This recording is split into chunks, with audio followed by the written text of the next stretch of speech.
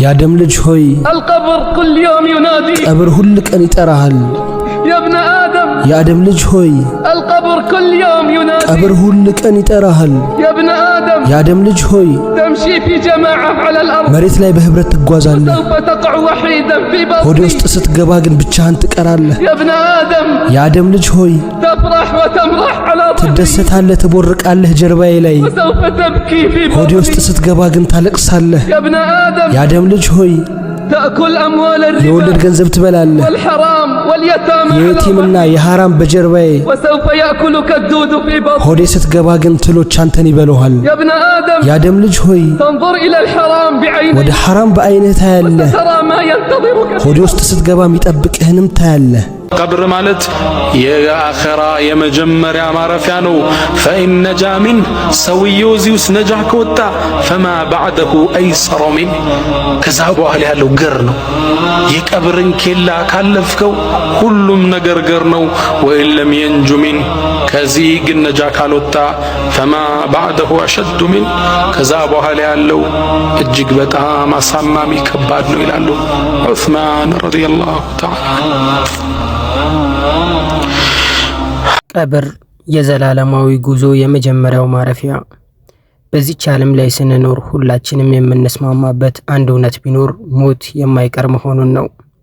ንጉስ ሁን፣ ደሃ ሁን፣ ጠንካራ ሁን፣ ደካማ፣ ወጣት ሁን፣ ሽማግሌ፣ ያቺ የነፍስ መውጫ ቀንና ወደ ቀብር የሚወረድባት ሰዓት መምጣቱ አይቀሬ ነው። የሚያሳዝን ዜና ልንገራችሁ። የዚህ ቀብር ባለቤት አላህ ይዘንለትና ከባለቤቱ ጋር ለ40 ቀን መስተውራት ከአዋሳ ወደ አዲስ አበባ መጥቶ ነበር። ነገር ግን እንደምታዩት የመጣበትም ሳይጨርስ ከመጣበትም ወደ መጣበትም ሳይመለስ ሞቶ ቀብረነዋል።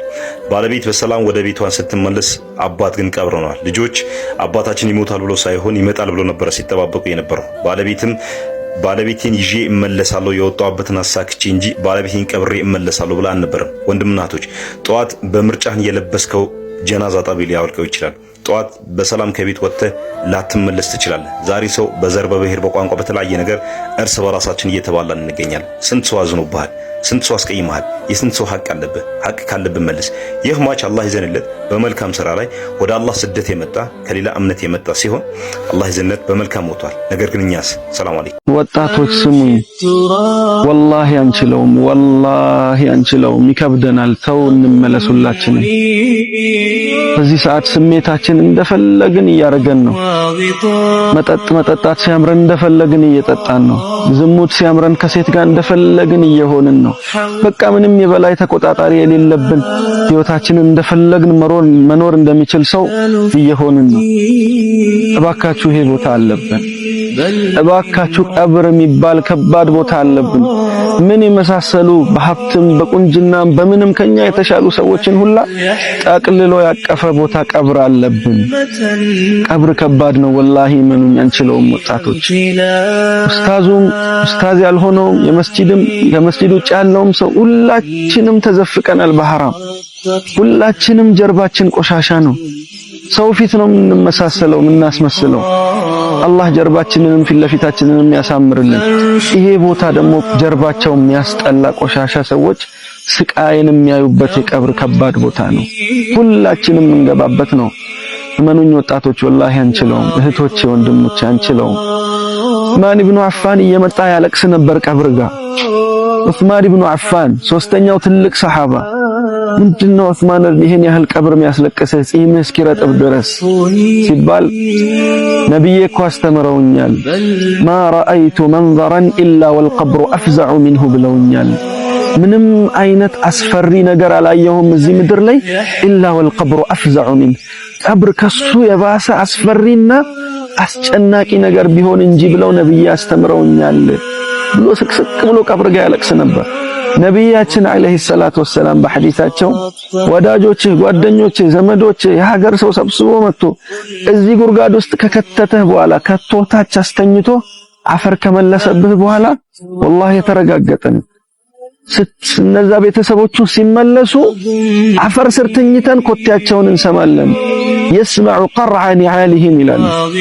አፈር ስር ታች ተኝተን ለመሳል ሞክሩ። ስዕሉን ወጣቶች ባካችሁ እንችለዋለን ወይ? ብቻችንን ጥለውን ሲሄዱ ኮቴያቸውን እየሰማን እኛ ከአፈር ታች ነን።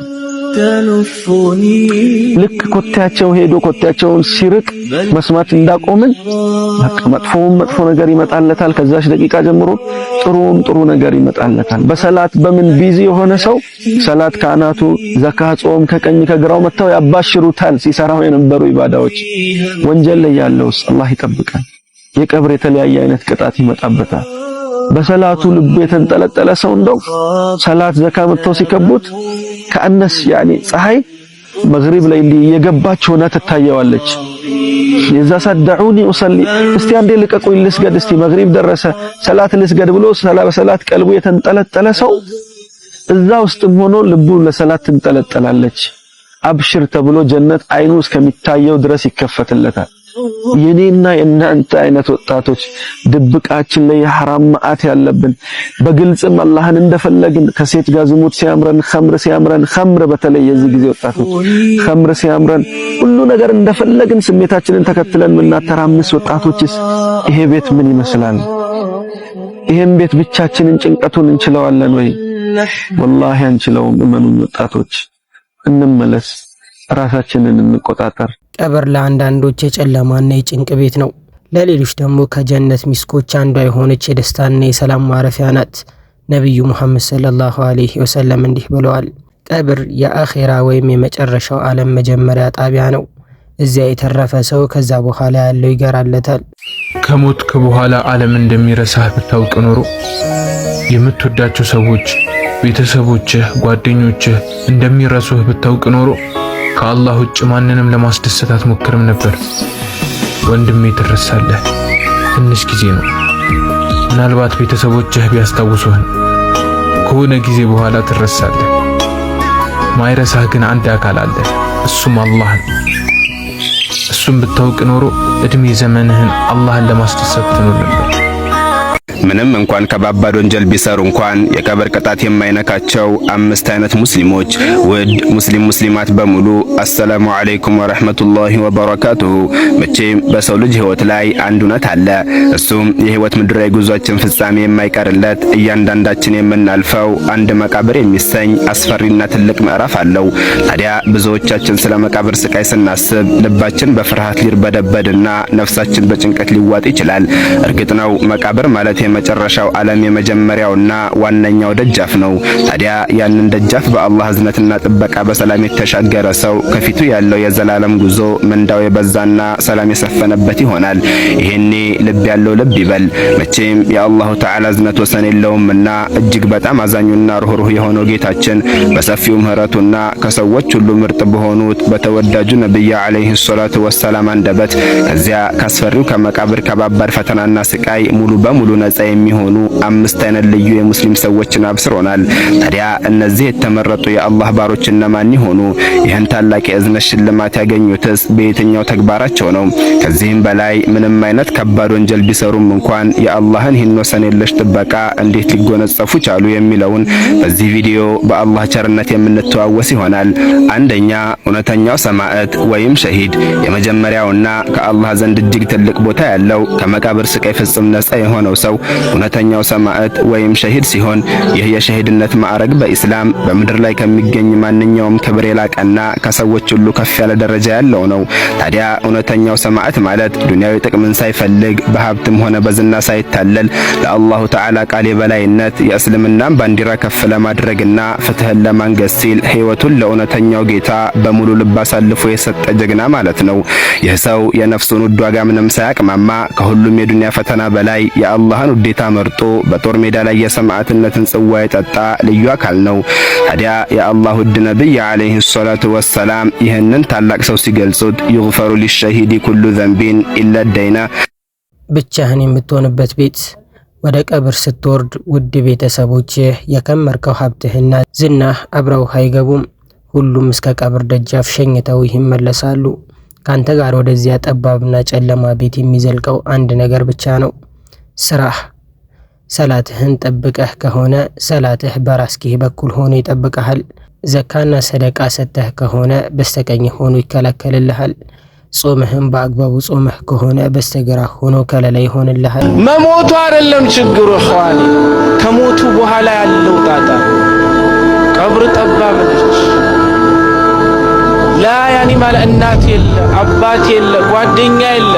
ዛሬ እዚህ መስጂድ ውስጥ የምታየው እወድሃለሁ ሞትልሃለሁ የሚል ጓደኛ ኬንት ወይንም ደግሞ ከቪንግተን ወይንም ደግሞ ሰማምሽ አድርሶ ከተመለሰ በኋላ ለሁለት ቀን ለሶስት ቀን ከንፈሩን ሊመት ይችላል። አራትና አምስተኛው ቀን ላይ መዝገብህን ይረሳል። ከዛ በኋላ የራሱን ህይወት ይቀጥላል። እዛ ግን ያለውን ጣጣ የምትወጣው አንተ ነህ። ወላሂ የጠበበውን እንዲሰፋ የምታረገው አንተ ነህ። ዛሬ ነው መበርታት ያለብን። እንሄዳታለን፣ ወላሂ ሁላችንም እንሄዳለን፣ ሁላችንም። ግን ሱብሃንአላህ በዚህ ዘመን ቀልባችን ደርቋል። ወላሂ ከአላህ ጋር ያለን አላቃ ማለት ነው ምን ሆኗል? በጣም ላልቷል። አዛውንት ብቻ የሚሞት አይምሰላችሁ። ለዛ ነው ሐሰን አልበስሪ ረሕመቱላህ ዐለይህ ከዕለታት አንድ ቀን ሽማግሌዎችንና ወጣቶችን ሰብስበው ካበቁ በኋላ ሁሉንም ጎራ ማለት ነው እንደየእድሜያቸው መጠየቋቸው።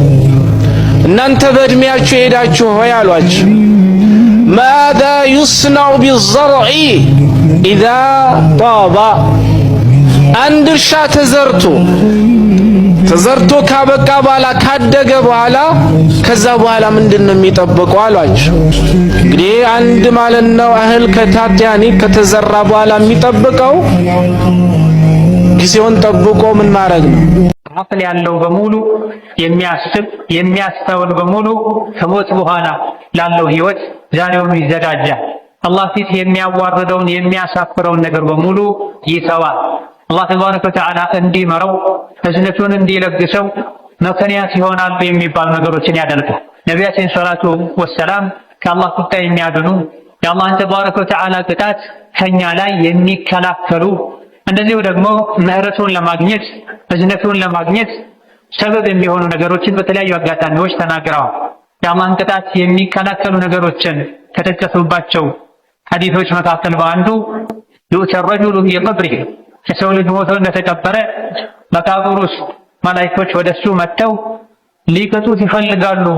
ፈኢዛ ኡትየ ሚን ቂበሊ ረእሲሂ፣ በራሱ በጭንቅላቱ በኩል ለቅጣት ተፈልጎ ወደሱ ሲመጣ ደፈዐቱ ቲላወቱሁ አልቁርአን፣ ዱንያ ላይ ሲቀራው የነበረው ቁርአን በራሱ በኩል የመጣውን የአላህን ቅጣት ይከላከላል። በራሱ በኩል እንደማይሳካ አውቀው ወደ እጁ ሲሄዱ ደፈዐቱ ሰደቃ፣ ዱንያ ላይ በእጁ ሰደቃ በመስጠቱ ምክንያት በእጁ በኩል የመጣውን ቅጣት ሰደቃ ይከላከልለታል። በጎንና ጎን በእጁ በኩል እሱን መቅጣት እንደማይቻል ሲያረጋግጡ ወደ እግሩ ይወርዳሉ።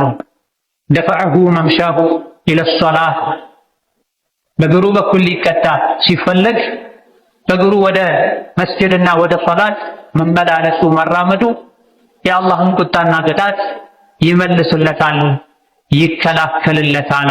ይህ የአላህ ረሕመት የአላህ እዝነት ነው።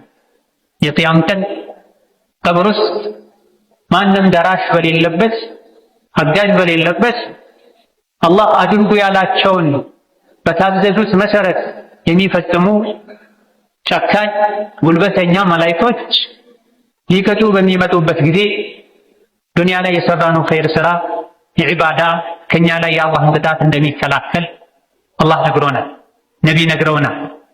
ጭንቅላቱ ውስጥ ቁርአን የሌለ ቁርአን ያልሰማ ቁርአን ያልቀራ በአይኑ ቁርአን ያላየ በራሱ በኩል ቅጣት ሲመጣበት ሊከላከልለት የሚችል አይኖርም ማለት ነው።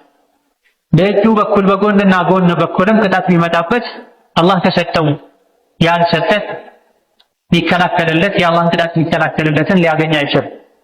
በእግሩ ወደ መስጂድ ያልሄደ ያልተመላለሰ ከረቡል ዓለሚን ሶላት ውስጥ ሆኖ ያልቆመ በእግሩ በኩል የሚመጣውን ቅጣት ሊከላከልለት የሚችል ማንም ምንም አይኖርም።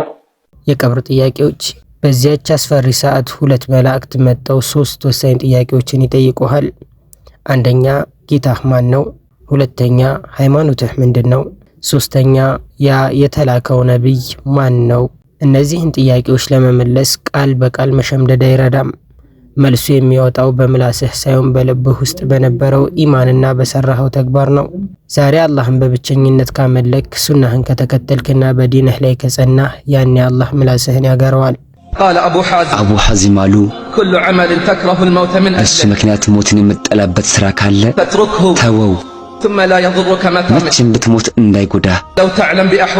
የቀብር ሰዎችን ሁኔታ ብታውቅ ኖሮ ስንት ሙታኖች ናቸው ቀብራቸው ውስጥ የሚቆጩት። ስንቶቻቸው መመለስ ይጠይቃሉ ግን አይችሉም። አላህ አላለምን? ግቦች ተደረገ በእነሱና በሚፈልጉት መካከል። የህይወት ዋጋ ምንድነው? የህይወት ዋጋ ምንድነው? አላህን በመታዘዝ ላይ ካልሆነ፣ እሱን ለማግኘት በመዘጋጀት ላይ ካልሆነ። ሞትን ስንዘነጋ፣ ቀብርን ስንዘነጋ ቀልቦች ይደርቃሉ፣ ኸይር ስራ ይከብደናል፣ ዱንያ ብልጭልጭ ያታለናል። ነቢያችን አለይሂ ሰላቱ ወሰላም ምንም አይነት ዱንያ ላይ የሚያስፈራ የሚያስደነግጥን ነገር አይቻላቅም ቀብር ከሱ የበለጠ የሚያስፈራና የሚያስደነግጥ ቢሆን እንጂ ብለዋል። ምድር ላይ ዱንያ ላይ ሊያስፈሩ፣ ሊያስደነግጡ፣ ሊያስጨንቁ ከሚችሉ ነገሮች ሁሉ የበለጠ አስፈሪና አስጨናቂ ነገር ቢኖር የቀብር ጉዳይ ነው። ከ40 በላይ የሆኑ የነቢዩ ሰለላሁ ዐለይሂ ወሰለም ሰሐቦችም የቀብርን ጸጋና ስቃይ በተመለከተ ሐዲሶችን አስተላልፈዋል።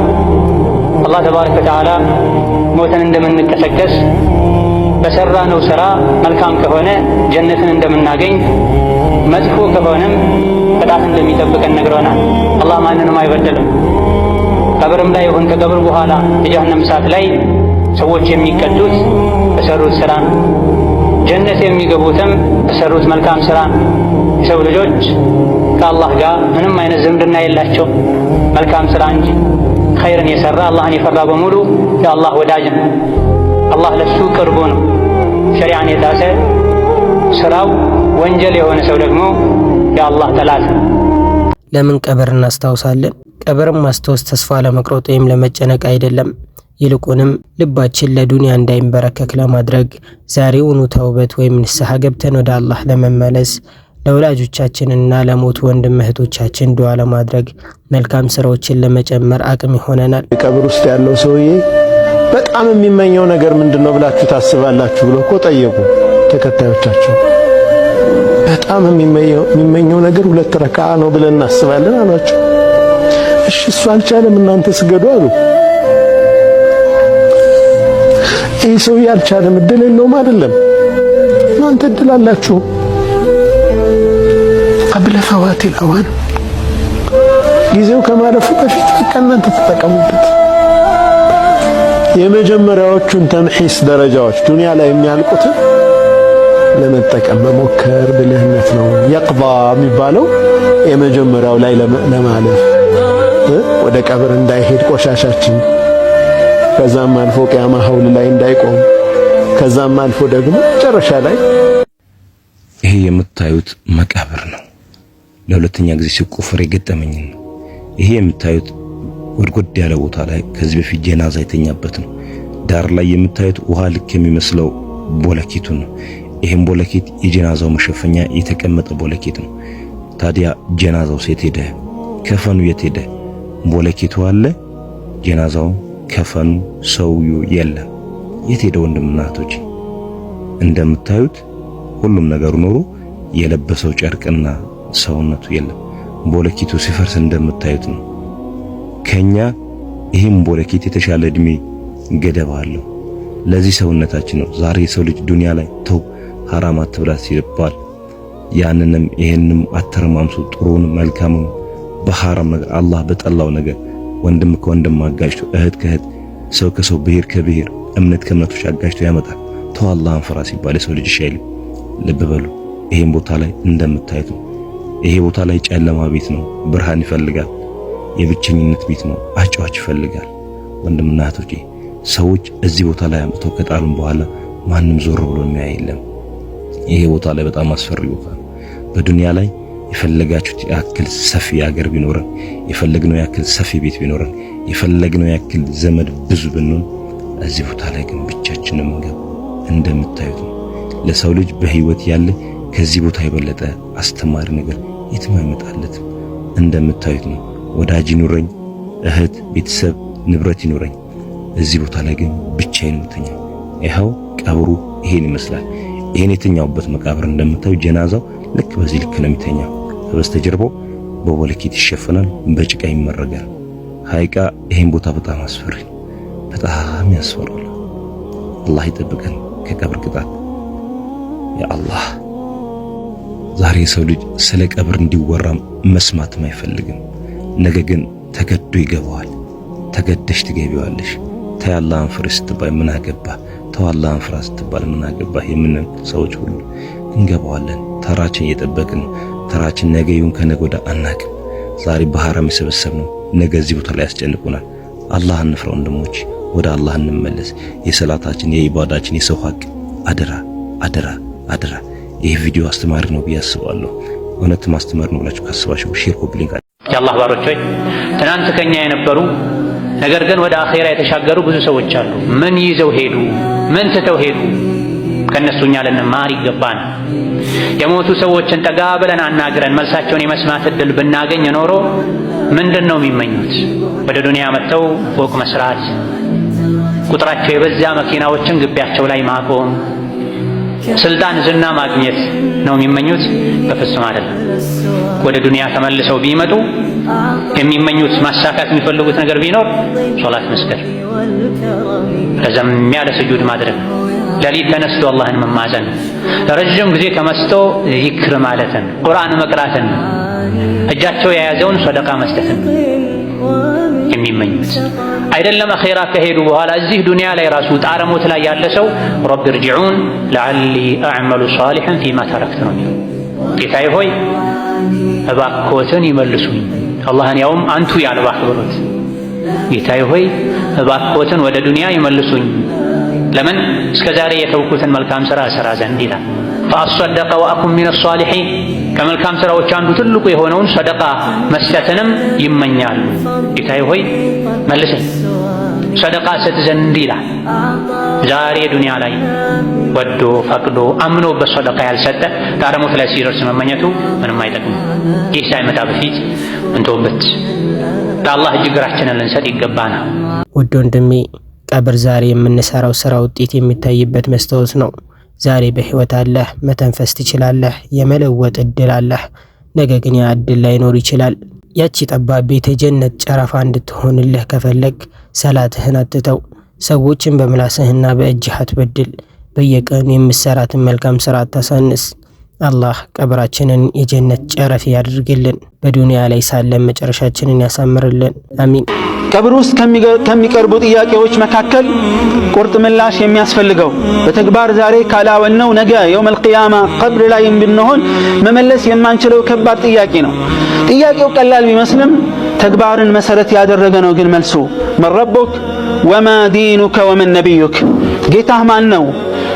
መልእክተኛህስ ማን ናቸው? ነቢይህ ማን ናቸው? ሃይማኖትህስ ምንድን ነው?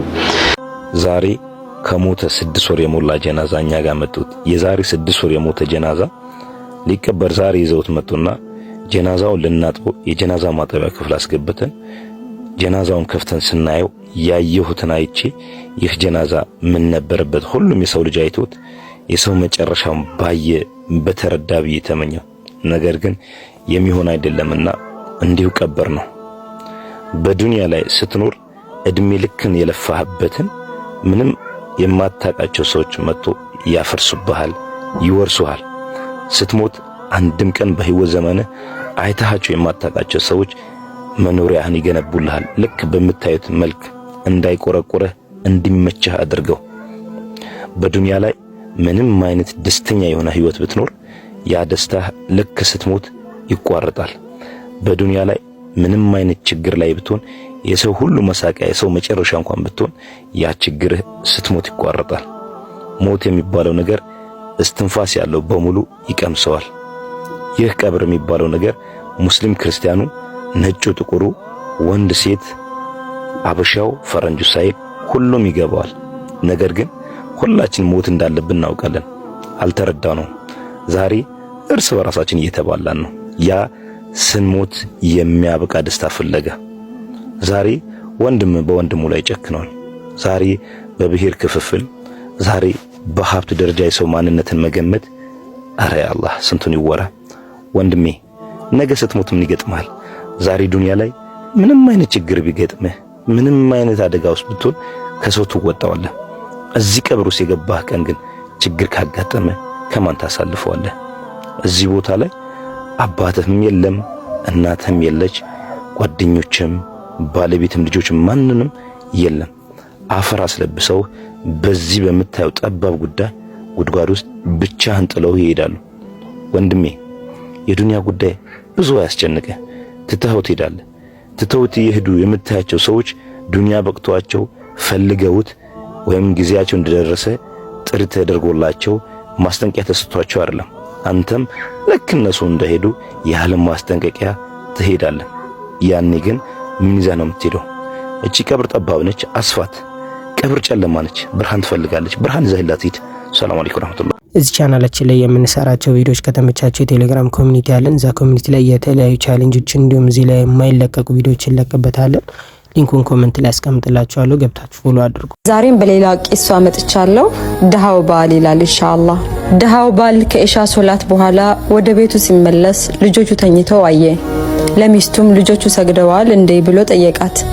እሷም ምግብ ስላልነበረ አባብያቸው ተኙ አልሰገዱም አለችው።